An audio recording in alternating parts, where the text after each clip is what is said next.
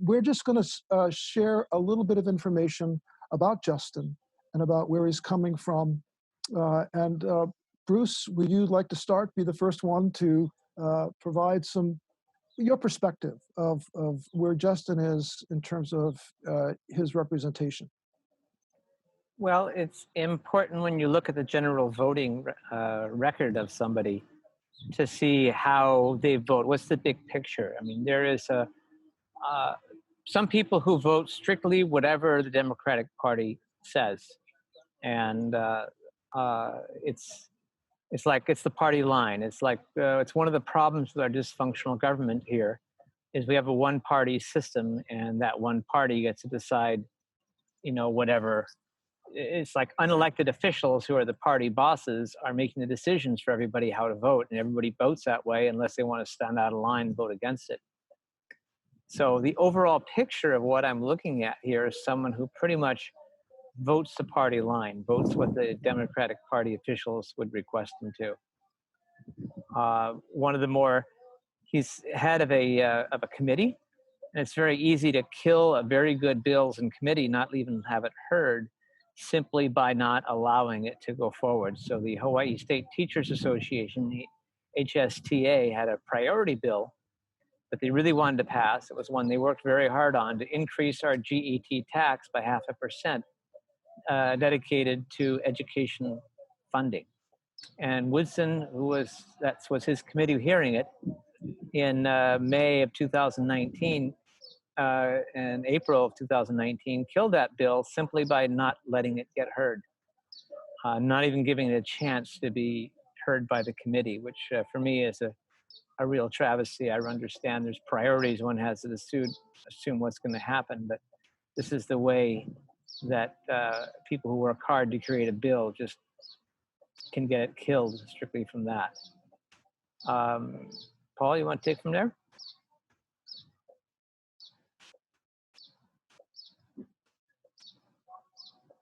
Daniel, did you want to go next? And then I'll go after you. Okay. Aloha kako, Daniel Smith here. It'd be nice to have Mr. Woodson on the call today. We are holding these interviews so that we can get a clear picture on who the candidate is, where their heart's coming from, where their experience lies. Is this a qualified candidate for the office that we're looking to have represent us? Going through Mr. Woodson's record here, there's one in particular that jumps out at me, and it kind of resounds from my last visit over to the state capitol. I was there after the opening of state sessions, and attended a number of the meetings where it seemed like the reporting was not being fully transparent. It's like a bill is supposed to be seen at 10. It's now 11 o'clock, but yet they're still going to say it's 10 o'clock on the docket. You know what I mean? It's like the transparency is somewhat lacking, even what little bit. But here we have in 2018, SB 2609 was a controversial ethics bill that would have revoked the requirement for boards and commission members to have to file financial statements. In other words, this bill would open the doors for people on these boards to receive financial gifts from lobbyists. And Woodson voted yes on March 22nd, 2018 and April 6th, 2018. Now, transparency is something that it seems like a no-brainer, that if we're going to have people who are representing us and who are in the representative form of governance, then there needs to be some honest reporting, honest transparency, honesty in the whole thing. Why would there be a bill to even cover up such things? It just seems like a move that puts more of a veil or a blanket over the state happenings, and that's for the function of hiding information. You're just seeing it as for what it is. And is that the kind of government that we want? You know, one that is putting veils up more than it is actually like bringing everything to the table. They want to perhaps hide something. So, yeah, I wish he would be here, and I wish perhaps we have some time in the future that he has to come to the table and perhaps address certain things. His voting history. You know, he's been in office for quite a while now, it seems, and yeah, it'd be great to have a conversation with him. Great. So Thank you, Daniel. Thank you. Mhm. Appreciate that.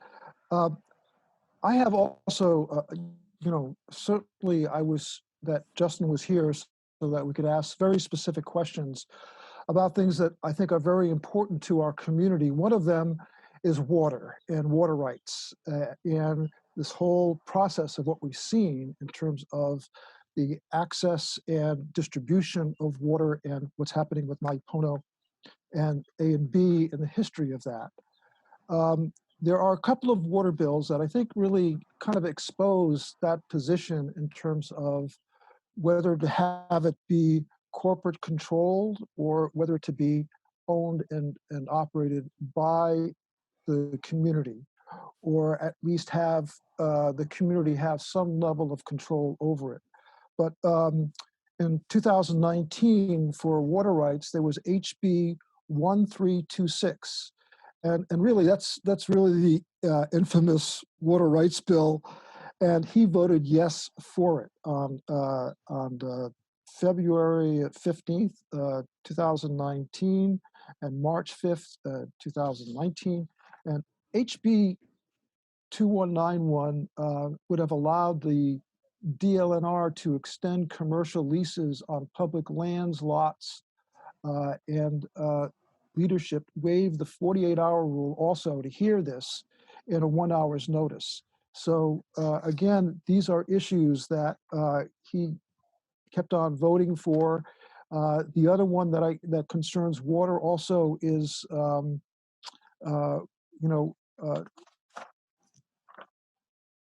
let's see, HB 2677.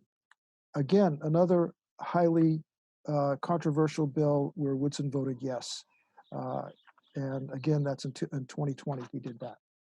So I think this is an important consideration for all of the constituents in his district, because water distribution is really, I think, when we look at the INA and the people and having control of that versus foreign interests having that control, I think it's important for us to be aware where people stand who represent us, who then are going to vote a certain way. It's important that we get the people who will vote for the types of issues that we feel very strongly about that will support the INA in the future. So with that, I'll give the next one over to Bruce.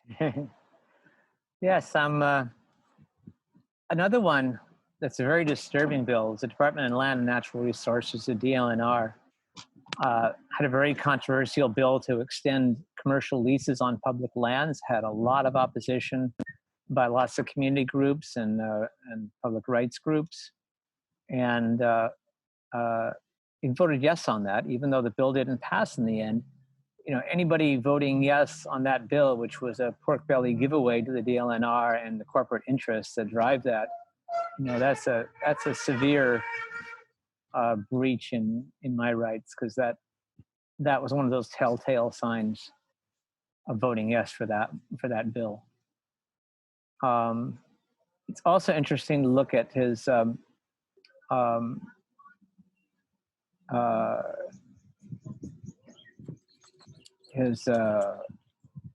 voting record. I mean, his campaign contributions. And I had that up here, but it's disappeared from me. Paul, you got that up? Sure, I do. I can talk about some of the contributions that were given for his record so far. He has for this campaign season, he's got $46,175,000 so far. In 2018, though, we have a little bit more specifics that we can give you that in terms of who the donors were, and that includes Hawaii Association of Realtors, Hawaiian Regional Council of Carpenters and Joiners, Hawaii Laborers Local 368, and then there were individual campaign funds that were given, and unitemized donations. So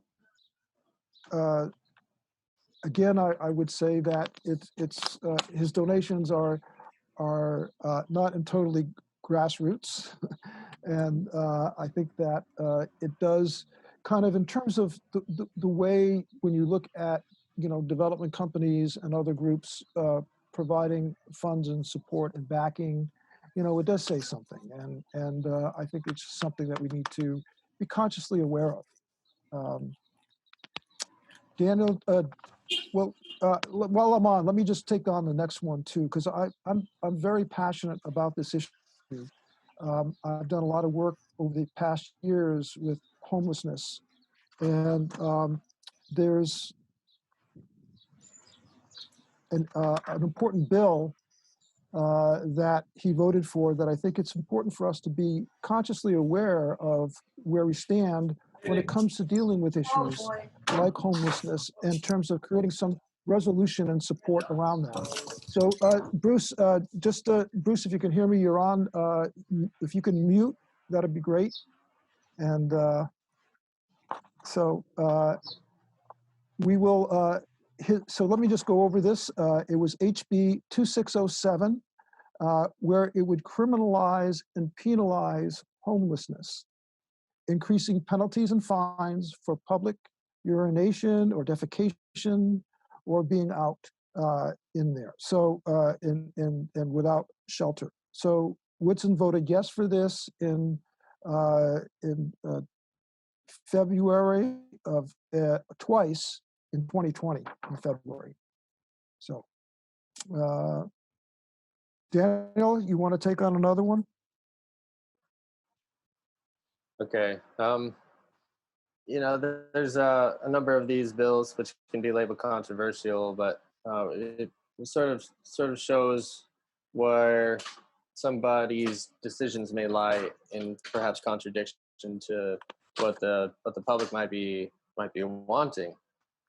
As far as the community that I've come to know on Maui, it is about sustainability, ever more so, especially with such a dependency on tourism that we have there, and perhaps any attacks on the agriculture that might be happening, quote attacks. But we can see that HB 593 was a controversial bill that would have allowed solar farms on prime agricultural land, and Woodson voted yes on February 15th, 2020 and March 1st, 2020.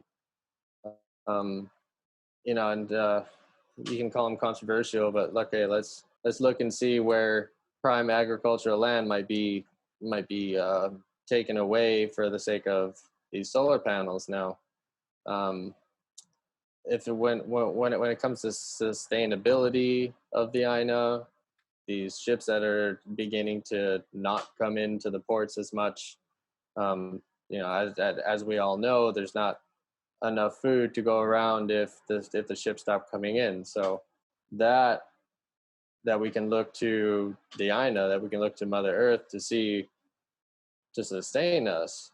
It's should be one of those serious things to consider of how are we caregiving the earth, and so when it comes to these energy infrastructure and energy distribution, it's something that we're looking at in the near future, we as humanity. This is one of those bills that ought to be Woodson voted yes on it in order to allow the solar on prime agricultural land. Like, Great. Why? Yeah. Why was that? Thank you, Daniel. Come on and talk with us, Woodson. Come on and talk. I got some questions, man. So, Bruce, do you have one next, or I can go next? Okay, your link is a little bit weak, Bruce. So you're at a still shot right now. So I'll go on with the next question, um, uh, and that is about his voting for HB 1725, and that would make it it would make it a felony to impede public transit, like the super ferry protests. And the ACLU testified that even just holding the door open too long could qualify then for some type of arrest. And Woodson voted yes for this. And again, that was in February of 2020. Um, uh, and it died before he could vote again. But again, it shows, his leaning towards in terms of where it comes to people who want to have questions or raise questions about the system or want to protest the system, just like his coming here to have a conversation with us and be transparent. Again, it's part of the issues that we're dealing with as we look at systemic change and looking at representation then that is for the people in the INA. Bruce? For You're on me, mute, Bruce. got it. So for me, the basic question is, who does the politician work for? Are they working for the people and the constituents and the INA and the land and future generations? Or are they working for big money interests? And from the donations that I see a lot of big money interests in the donations and not a lot of individual donations. Excuse me, Bruce, you're breaking up. You're breaking up, Bruce, and I think you might need a little stronger location, a little stronger signal. So Let me move to a better spot and I'll come back in 1 minute. Okay. So while he does that, I will, let's see.